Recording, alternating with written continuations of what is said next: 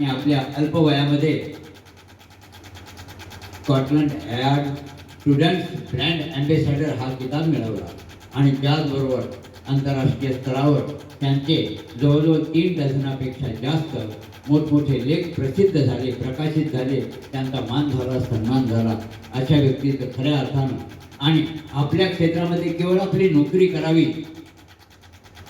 बहुतेक लोक आपण नेहमी पाहतो की आपल्या आयुष्याची इति कर्तव्यता झाली असं आपण केव्हा समजतो केव्हा इति कर्तव्यता झाली. आपलं शिक्षण आपण केलं, मोठेपणानं मी सांगतोय माझं शिक्षण मी केलं, मी खूप अभ्यास केला वगैरे वगैरे जयभीम करतो, बाबासाहेबांच्या कृपेने झाला असं एखाद्या वेळेस म्हणतो.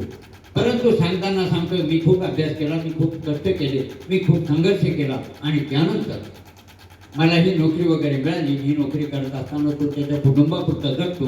परंतु डॉक्टर संघर्ष सावळे हे